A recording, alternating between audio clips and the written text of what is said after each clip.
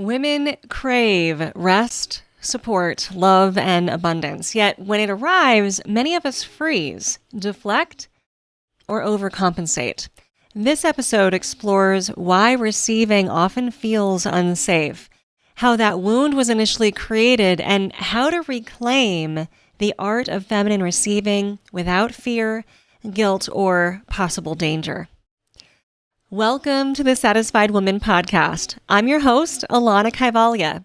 This podcast is dedicated to helping women lean into their femininity and rediscover the power of their feminine gifts. We take a look at what it means to be a modern woman and how we can live a satisfied life on our own terms. So this is a challenging topic, and I'm really glad that we are here to unpack it in this podcast. I have done another podcast about the feminine art of receiving, but honestly, this is such a huge issue for so many of us that it's worth taking a look at it from several different angles. Because when I talk to women about receptivity and about the feminine principle of receptivity, I sometimes get the response that's like, okay, sure, Alanna, yeah, I'd love to receive, but how do I do that? That sounds all well and good, but I've spent a lifetime overgiving, overdoing, offering myself so much that I have nothing left of myself. Now, that's not an uncommon refrain, and if you feel that way, I want to honor you by letting you know that you are not alone. Even the most accomplished and confident women struggle to receive. It's difficult to receive a compliment, it's difficult to accept or ask for help, and it can be especially difficult to receive money with ease. And one of the big reasons for that is because for too long, receiving for a woman has come with a cost. It's come with strings. It's come with a sense of debt or owing another. This resistance to wanting to receive, this constant desire to re-deflect it or continue to overgive is not a weakness, it's a protection mechanism. Because for centuries, we have learned that receiving is so costly. We're praised for giving, for caring, for pouring out ourselves. But receiving danger sometimes lives there, and our bodies remember that. Look, if you've ever been to a bar, and had someone try to buy you a drink as a lady, you know that often comes with an implied response. If you've ever accepted help from someone, you understand that there's an implied sense of reciprocity. And I recently had an interaction with a woman in my community who was frustrated with her partner because he asked her, "What do you bring to the table?" He's making the money. He's bringing home the primary financial safety and security. He's doing what he can as her partner to provide for her, but he's not doing it generously. Instead, he's doing it with strings attached and making her feel like she's not enough, she's not doing enough, and that everything that she does contribute still leaves her in deficit. I share these stories because they're common. I share these stories because on some level we've probably all lived at least one aspect of them. And because we've all likely, as women, been trained that any kind of receiving, anytime we ask for help, anytime we take things on, anytime we just want to rest in our receptivity, we are pegged as selfish. Maybe you, like me, grew up with being selfish as one of the most difficult and damaging qualities you could imagine someone calling you or thinking that you are. A selfish woman is an ungrateful woman. And a selfish and ungrateful woman is a woman that no one does anything for, includes, or accepts. So this idea of receiving for many of us actually triggers internalized beliefs that we've all been embedded with in this cultural conditioning that we're living through, like it's selfish to want more, or I don't deserve that, or if I accept anything, I not just owe something back, but I know I owe more than my share back. Oftentimes in our cultural conditioning in our history, a woman's value is tied to her service, to her ability to comply with her family unit, her community, to be submissive, subservient, and to offer not just labor, as in literal labor, but to offer all the labor that is available for a woman to offer, like emotional labor, psychological labor, the labor of managing the household, and even to some extent physical labor. Let's not kid ourselves. Having a family, raising children, being a woman in the world is a very physical and laborious experience. But most women in history are rewarded for what they give, not for how open they are to receive. So the moment something is offered, our nervous system is already wired to say something like, be careful, this could cost you. We already shrink or collapse into this idea of receptivity. And let me tell you something, that is incredibly detrimental, not just to us, but to all of those around us. If we're constantly giving and overgiving in order to try to prevent this sense of owing someone, in order to protect ourselves from the outside world, in order to try to stay small, then we are denying our communities, our family, ourselves, the light, the messages, the gifts, the magic that we have to offer.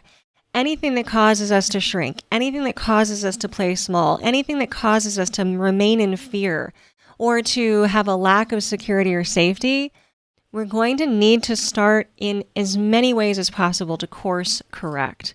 Now, you all have heard me, I'm sure, talk about curating our life. This is one of the directives I offer you as an actual, practical, concrete solution to moving more into your femininity. We want to start to curate the relationships, places, spaces, experiences, career opportunities, anything, communities that allow us or encourage us even to play small, that continuously demand things of us that we don't any longer have the energy to give.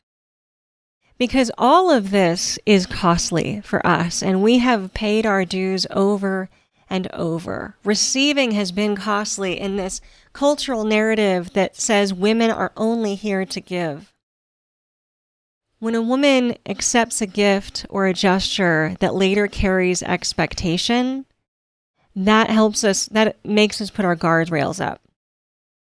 When a drink at a bar becomes a contract that we never signed, that makes us clam up and shut down. If a favor turns into leverage, that feels like coercion and control. Those kinds of receptivity are not receiving, not with clarity and not with the feminine power that we're all desiring to cultivate. Instead, that is all coercion disguised as generosity. And when your body learns that that kind of coercive expression leads to danger, of course, you start rejecting the gift before it ever lands. But you're not broken, you're protecting yourself, and that makes sense. When we don't have healthy, proper forms of protection, of providership in our lives as women, we collapse and we shut down in order to try to do that for ourselves. That's our own masculine energy doing its best, overworking most likely, to try and provide the protection and the support that we need and that we're looking for. Now, I want to name that it is possible, of course, especially in this modern day age, for a woman to provide herself protection and support. We can make money, we can have our own houses, we can have our own bank accounts, we can have our own families. That is all possible. What I want us to remember is that as humans, we are designed for relationship. And oftentimes our greatest growth, both psychologically, energetically, emotionally, personally, comes through relationship. So even though we may choose times of being single, when we have times of being in relationship or partnership or in community or however we want that to look, we want to make sure that we as the feminine are able to safely and confidently receive. Because when we equate receptivity with risk, we armor up. And that armor prevents us from being authentically ourselves and it prevents the world from fully seeing who we are. Instead, we overgive. We try to stay busy in order to stay safe. But ladies, I want us to do something different because it's been too long that it's been like this. We don't need social contracts that say anything we receive is owed in multiples. We're not here to shoulder the burden of not just giving, but over-giving in order to stay safe and supported in our lives, in our communities, in our relationships. When we downshift, when we take up space, when we allow those walls to fall, not only do we give ourselves permission to be most fully who we are, but we both allow and train others around us to treat us with generosity. We teach people how to treat us to some extent, and we give them the opportunity to rise into that healthy expression of generosity. Now, I know that not everybody will. I get it. We can issue and offer all of the invitations possible for those around us to rise into healthy generosity that doesn't have that coercive contract laid upon it, that doesn't have an amount due at the end, that isn't asking, what are we bringing to the table? We are the table. We are the foundational support that those around us need, but we need to be healthy in order to offer it. We are that vessel that houses the boundaries, the security, the purpose, everything that lives, just lives, are built on. But for us to be that incredible vessel, we need to be boundaried, we need to be safe, we need to be secure, we need to trust, and we need to be cherished. Now, if you recognize those things, then you've probably read my book and understand that those are the 4 keys. Those 4 keys are required for any woman to feel ready to receive and ready to step into her feminine power. Because true receiving, listen close, true receiving is never transactional. It's rooted in sovereignty, in knowing that what comes towards you is yours to accept, not yours to repay. Active receptivity, because look, the point isn't, as a feminine woman, to sit back, relax, and eat bonbons all day. You're busy, I'm busy, we've got stuff to do, we've got important things to do. Look, I'm here doing my best to create a movement of modern femininity so that we can all thrive. I can't relax and eat bonbons all day. I can't just expect the world to do things for me.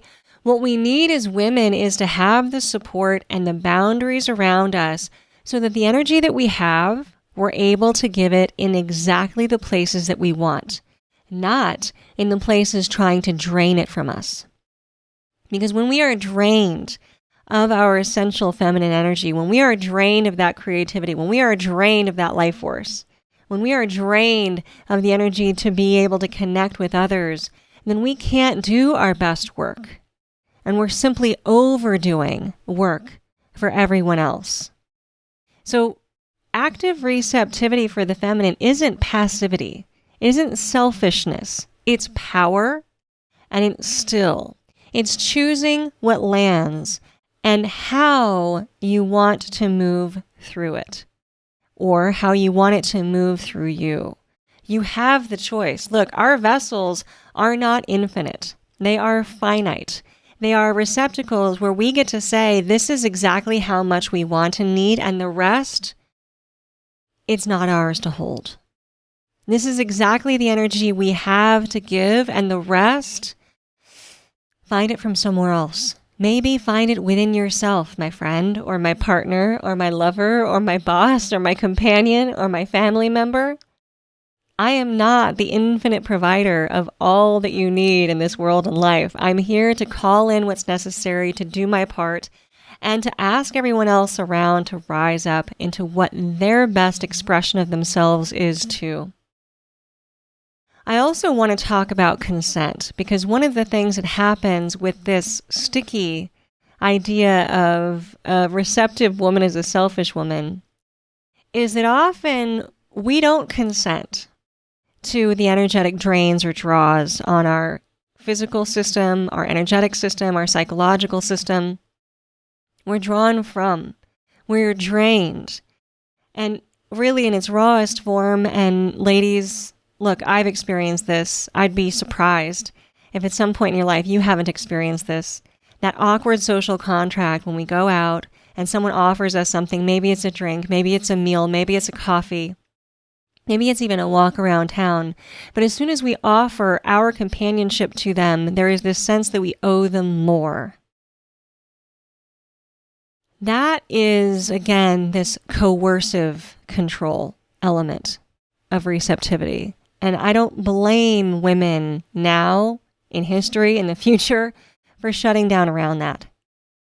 But we get to exercise consent. This is our power to decide when, how, and from whom we receive. Part of being a boundaried feminine woman is creating that structural boundary, that vessel. And so much of that structural vessel comes with our ability to say no, to issue the no. For those of you that have been following my world, my work, or my podcast for any length of time, you know that really the heart, the foundation of this work of reclaiming your feminine power is finding your intuitive no and honoring it. That's how those boundaries get put in place so that your energy doesn't get drained. So you get to decide what goes into that vessel. You get to decide how you are filled up. And if something starts pulling on you too much, well, then that's a clear no. You are not obligated to receive anything that's given to you. You are only allowed to receive what most feels appropriate and good for you. Receptivity, in its greatest feminine form, allows you to receive fully and choose freely how to engage with it. That's what consent looks like in its energetic form. The freedom to choose how and where your energy moves. Like letting someone help you without guilt. Accepting praise without deflection. Receiving money generously without feeling indebted, and allowing rest without apology, issuing a no without explanation. Now, if as I offer this list to you, my dear listener, your ears go, oh my God, I can't imagine doing those things. I can't imagine just accepting money. I can't imagine accepting praise without trying to be quote unquote humble about it and deflect it. I can't imagine asking for help, let alone receiving help and not feeling like I've compromised someone or that I need to over care for them as a result because they may have been put out by my simple ask for help. If those are the kinds of thoughts you're having in response to this list, exactly. This is our cultural conditioning. Think about it in terms of your best friend.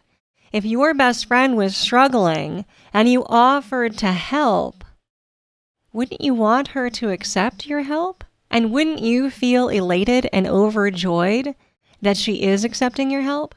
What if you had someone in your life that desperately needed a little extra money and you happened to have some? And this little bit extra was going to make a huge difference in their day, their week, their life. Wouldn't you feel overjoyed and compassionate and connected to them if you offered that help generously? You see, this offering, this generosity, is one of the highest masculine qualities. So one of the fundamental masculine qualities really is protection and providership. But there are a lot of ways to protect and provide. And there are ways that come with a catch, that come with a drain, that come with a distortion. And there are ways to protect and provide that are generous, that are compassionate, that are courageous, that are full-hearted and connective and communal and consent-filled. The same energies, one can be twisted and distorted, one can be offered freely and with compassion. So this idea of providership, this idea of generosity, this idea of offering, those are masculine principles. And when we are receiving, we are in our feminine. So the next time someone offers to help you, let them. Or the next time you need help, ask. The next time someone offers you praise, even if it is something as simple as, gosh, I love your earrings, simply say thank you and receive it. If ever someone should offer you money, say thank you and receive it. You'll do the same in your future when you have the abundance. I'm not worried about it. It's not selfish. And the next time you want to rest, simply rest. And let go of the guilt, that inner voice that says, but I should keep going. I should keep doing. I shouldn't take time for myself. So as I did last week, because this is really becoming a series, I'm doing little mini series in these podcasts, and this is episode number 2 for this series this month in October. And all this month, we're really gearing up and leading up to my live guided feminine power experience, where we're going to spend 4 weeks going step by step through my book, The Way of the Satisfied Woman, and the companion course, The Way of the Satisfied Woman, in learning to reclaim our feminine power in real time. It's going to be a group experience with women just like you. I'm going to show up live for you 90 minutes every week, giving you some practical and concrete tools and exercises to embody some of this work, as well as do some hot seat coaching and Q&A in order to hold ourselves accountable to this work. Because I know it sounds easy for me to say, look, stop apologizing. And as soon as you try to do it, your nervous system collapses around it. This is why community support is critical in this work. Because yeah, you might be able to do it by yourself, but you're going to be able to do it better and faster with help. As feminine women, we are hardwired for connection and community. We are hardwired for this kind of support, which is why I have built a membership, why I have a community, why I do these podcasts, why I offer one-on-one coaching, and why I'm starting this 4-week experience on October 29th for a group of women who are ready to say, you know what? This over-apologizing stuff is messed up and I am fucking done. Or, you know what? I hear the truth in this. I am desperate to simply receive, to relax, and to choose exactly how and where I then reinvest my energy. If any of this sounds true to you, but all of it sounds difficult to do in practice, you're not alone. You're not wrong. It is possible to do in practice. Just remember, this culture was not built for us. This world was not built with us in mind. And so for you and I to change it, number one, we have to start small with our world, our family, our immediate social circles, our lives. Number two, we need to be in companionship and community and communication with one another, which is why I offer these kinds of things. So this being part 2, and last week I issued the challenge of do not apologize for 7 days. Literally don't apologize. Women play small all the time, over apologizing for themselves, excusing themselves for even existing. And I wanted you to just offer yourself a 7-day respite for that, to see how it feels. To see how it feels to take up space, to own your actions, to own your authenticity, to see how others react when you don't excuse yourself. And to see if after 7 days, that's something that you want to pick back up, or if you're truly ready to let go. Because all of these things, look, we've got a lot of cultural conditioning to unpack and undo. We have a lot of belief systems that we need to upgrade, and a lot of cognitive behavioral patterns that we need to break. And because many of us have lived with a dysregulated nervous system for so long that feels normal, when we start to shift, there's going to be some sense of panic, especially when those around us react, because we spend a lot of time micromanaging them and trying to keep them comfortable. But our world will never change. Our ability will never shift. If we don't find ways to invite those around us, and there are capable people around us, to step up and in, to supporting us as feminine women. There are amazing people in our lives with big, big hearts, lots of compassion, who are on the masculine polarity, or our friends who are on the feminine polarity. And they can all support us in this as we start to learn to shift and hold our boundaries and that sacred container that determines exactly what it is we want to receive, exactly the energy we want to hold, so that we are not drained. Because burnout is not our birthright. overgiving is not our default condition. And we are not infinite. We are limited in our energetic ability to just live every day. This is like basic. If you're a woman and your energy has ever fluctuated, then you know that to be true. Right? Who you were yesterday is not who you are today. It won't be who you are tomorrow. The expectation that we should be the same every day and give as much every single day is ridiculous. Our lives are in flow. Our bodies are in flow. Our hormones are in flow. Our emotions are in flow. So we need to learn to work with this and around this. And this work isn't just about learning to receive. It's learning to trust that you can receive and still be safe and be even more sovereign, and that truly you are in control of what you offer in return. So I challenge you this week to notice where receiving might feel unsafe, and if that's the case, what might need to shift, either within you or within your world. Maybe think about what receiving has cost you in the past, and decide once and for all that that is a tax that you no longer want to pay. And how can receiving actually be a profound and radical act of trust in yourself as a feminine woman? That you will know exactly what you want to let in and exactly what you want to hold the boundary against. Because not only will you appreciate it, but everyone in your world will also appreciate it. That's where your power lies, where you let things land, what you let fill and nourish you, and what and how you decide to respond. That's safety, and that's sovereignty. So if you want to start to practice this and lean more into this concept of receptivity, this consent-based receptivity that really is founded, the foundational piece of it is you as a boundaried feminine woman, then I really want you to come join me in my Rooted membership. It is free this month, so head over to my website, thesatisfiedwoman.com, to check it out.